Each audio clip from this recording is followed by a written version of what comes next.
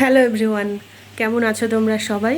আশা করছি অনেক ভালো আছো আর আমিও ভালো আছি। যে যেখান থেকে আমার ভিডিও দেখছো সবাইকে আমার রঙিন ছবিতে স্বাগত আর অনেক অনেক অনেক ভালোবাসা। তো এখন থেকে শুরু করলাম। আজকে একটু দেরি হয়ে গেছে, এখন বাজে হচ্ছে 1:45।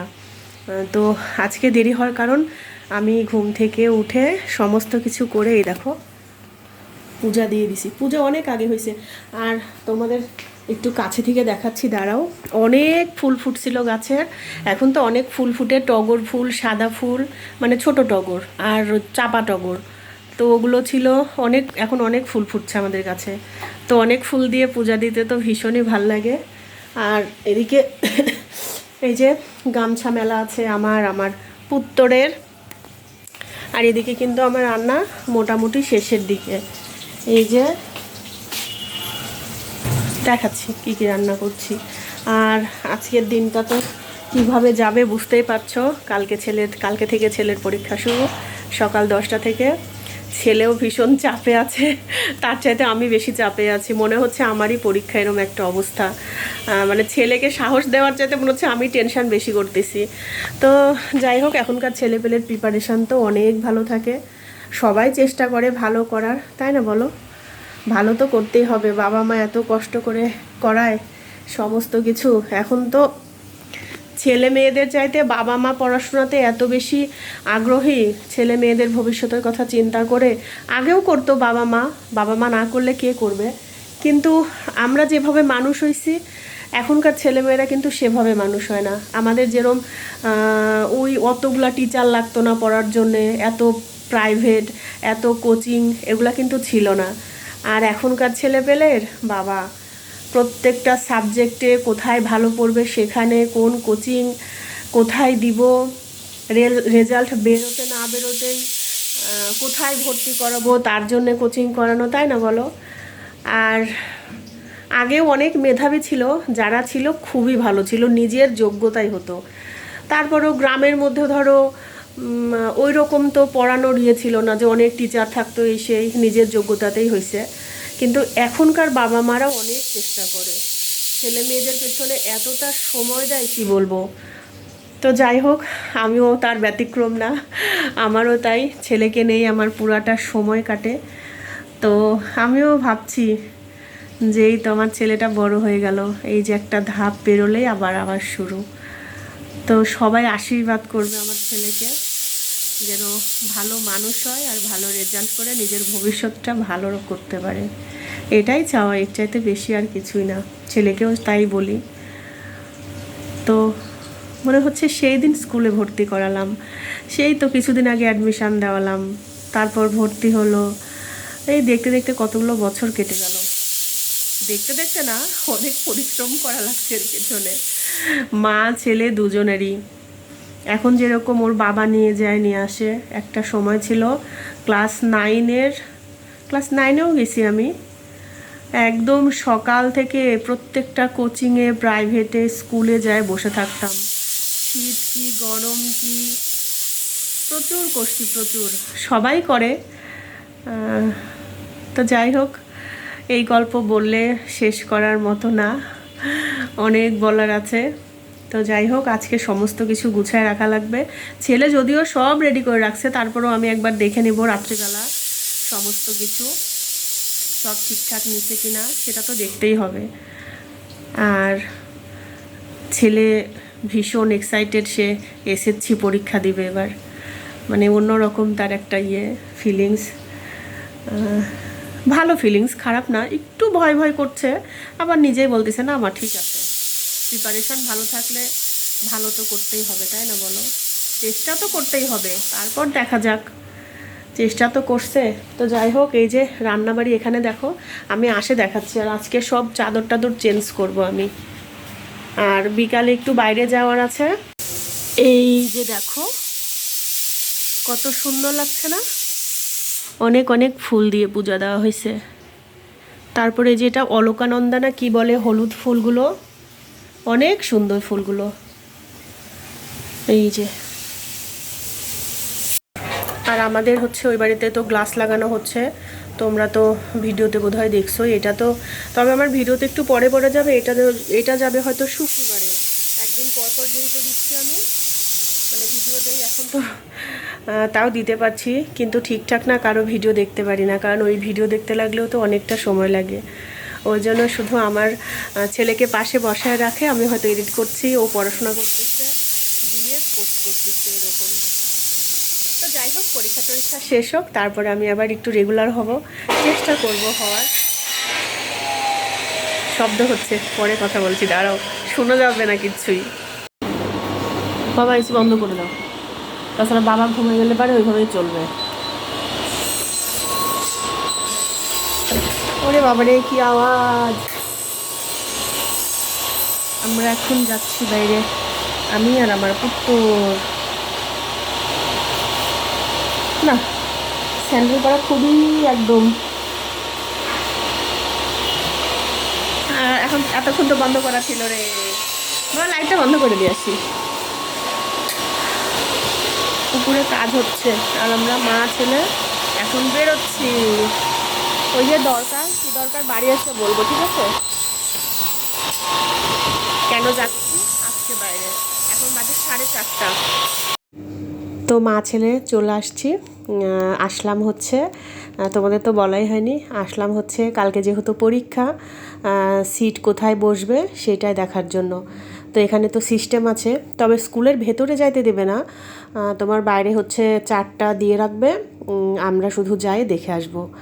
তো ভীষণ ভীষণ ছেলে এক্সাইটেড, দেখতে যাবে। পিএইচসি পরীক্ষাতেও আমরা গেছিলাম, তখন ভিতরে ঢুকতে দিছে, কিন্তু এইবার তো দিল না, শুধু বাইরে থেকে দেখে চলে আসলাম বাড়িতে।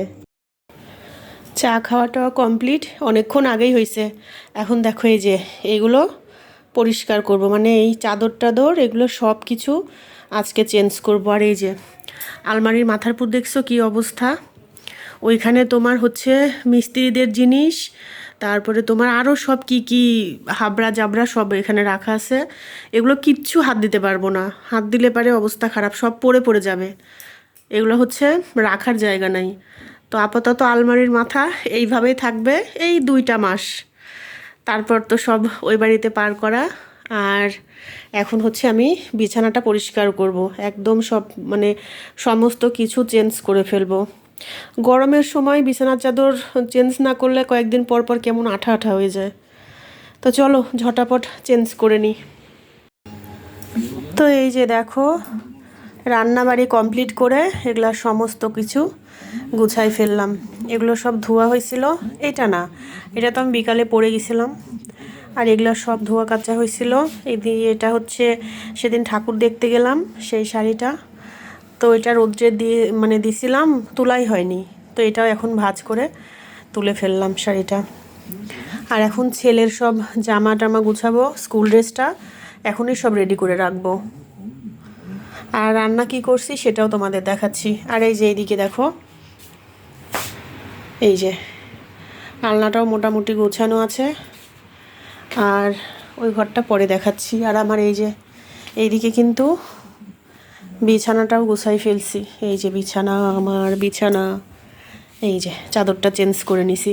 আর আমি এইটা পরবো কালকে, এজন্য এটা বের করে রাখছি, কারণ সকালবেলা উঠে কালকে আগে পূজা দিব। সকালবেলা কালকে বৃহস্পতিবারের পূজা দিব। আর এই যে এইদিকে জামা কাপড় ভেজা, এগুলো সব উত্তরের প্যান্ট, আমার জামা এগুলো শুকায়নি কিচ্ছু, তো ওই জন্য রাত্রেবেলাতে আমি সমস্ত কিছু গুছায় রাখে দিচ্ছি, বুঝতে পারলে? আব্বা আমার পুত্র এখন পড়াশোনা করছে, পড়াশোনা। তো চলো আমি এখন একটু ফ্রেশ হয়ে তারপরে আসছি। তো এই যে দেখো চিংড়ি মাছ, এখনই ফ্যানটা দিলি, এসি তো চলছে রে। তো এই যে চিংড়ি মাছ ভুনা করছি, এটা হচ্ছে কালকের জন্য, কালকে আসে এটা দিয়ে খাওয়া হবে। আর সব সবজি টবজি ডাল সমস্ত কিছুই রান্না করা, দুপুরে তো দেখালামই, তো এটা শুধু রাত্রে রান্না করছি। এই যে কালকের সমস্ত কিছু রেডি। আমার পুত্তর তুমি রেডি তো?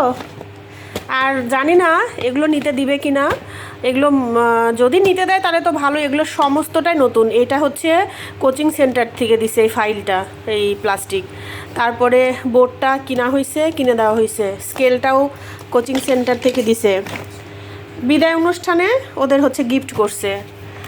আর নতুন বোর্ড ছিল, কিন্তু ওই যে ওয়াটার কালার নেওয়া হলো একদম স্বচ্ছ, যাতে কোনো ঝামেলা না হয়। তো এই তো বোর্ড রেডি। আমার ছেলের কালকে থেকে পরীক্ষা শুরু। তো এটা দেখালাম, আর একটা জিনিস দেখাই, সেটা হচ্ছে স্কুল ড্রেস নতুন বানানো হলো। জানো, আমার ছেলেটা আরও বড় হয়ে গেছে। জোরে হাস বাবা আমার মতো। আমার ছেলেটা আরও বড় হয়ে গেছে। তো ওদের এই যে স্কুল ড্রেস, এটা এই যে এটা লাগানোই আছে। শার্টটাও বানানো লাগলো, প্যান্টও বানানো লাগলো এই পরীক্ষার জন্যে। তারপরেও এই যে এগুলো বানানো লাগলো, কিচ্ছু করার নাই। 9-এও 2টা বানানো হয়েছে, 9-এর শেষে, তাই না বাবা? আর এই আবার এখন বানানো হলো।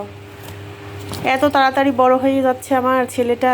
তো এই যে সমস্ত কিছু গোছানো, ওর টেবিল ব্যাগটার মধ্যে উঠাই রাখি। আর এই যে আমার ঘর দোরও একদম। হ্যাঁ মা, হ্যাঁ মা, হ্যাঁ। ও ঘড়িটা তো দেখায়নি বাবা, কই ঘড়িটা? এই কোটার মধ্যে আছে তো। আর একটা জিনিস, আচ্ছা আমি ঘড়িটা বাবা খুলতেই তো পারছি না, তো ওর স্মার্টফোন আছে, তো তো পরীক্ষার, সরি, স্মার্ট ওয়াচ আছে। স্মার্টফোন বলে বলে না আমার নাকটা পুরো বন্ধ হয়ে যাচ্ছে। তো এই কারণে ওইটা তো নিতে দিবে না। পরে হচ্ছে এটা, এই তো 1 সপ্তাহ হলো এটা নিয়ে আসছি আমি, আর রোজাই নিয়ে আসছি। আমারও পছন্দ, আমার পুত্রেরও পছন্দ। এটা খুব সুন্দর, এই যে ব্লু কালার, নেভি ব্লু। কেমন হয়েছে অবশ্যই জানাবে, ঠিক আছে? আমার পুত্রের এই ঘড়িটা নতুন কিনে দিলাম, এটা পরীক্ষা উপলক্ষে। হ্যাঁ বাবা, জোরে বল, চুপ করে বলতেছিস কিসের জন্য, পাজি ছেলে? তো এগুলা সব কালকে পড়ে যাবে। এগুলা সব এই যে হাতের কাছে সব রাখলাম, আর সমস্ত কিছু গুছানোই হয়ে গেছে। বল এখন, বল কি বলবো। আর আমার এই যে এই অবস্থা, আমি তেল দিয়ে দেখো। কালকে শ্যাম্পু করব, যদিও সকাল ঘুম থেকে উঠে। কালকে হচ্ছে বৃহস্পতিবারের পূজা আছে, সকালবেলা উঠে পূজা দিয়ে তারপর যাব, তাছাড়া ভালো লাগবে না বাড়িতে। তো বন্ধুরা, আজকে সারা দিনের এই যে যেটুকু পারলাম সেটুকু শেয়ার করলাম। সবাই আমার ছেলের জন্য আশীর্বাদ করো, ও যেন ভালো করে পরীক্ষাগুলো সমস্তটা দিতে পারে, এটাই। ছেলে, আমার ছেলে ওখানে শুয়ে থেকে খুব বকবক করছে। আর এখন কয়টা বাজে আমি তোমাদের দেখাচ্ছি, দাঁড়াও। আমরা কখন ঘুমাতে যাচ্ছি, আমার ছেলে এতক্ষণ পড়াশোনা করলো, জোর করে শোয়াচ্ছি, টেনশনে সে ঘুমাবে না, বলে মা আমি আজকে জাগায় থাকি। তাহলে চিন্তা করো, তাড়াতাড়ি না। কয়টা বাজে বাবা? দেখতে পাচ্ছি না তো, তোর মা কানা না। ও এখন বাজে 2:05। তো এখন যাই ঘুমাই, কালকে সকাল উঠবো, উঠে তারপর তো আবার দেখতেই পাবে। তো ঠিক আছে বন্ধুরা, সবাই খুব ভালো থেকো, সুস্থ থেকো। দেখা হবে নতুন একটি ভিডিওতে। Good night.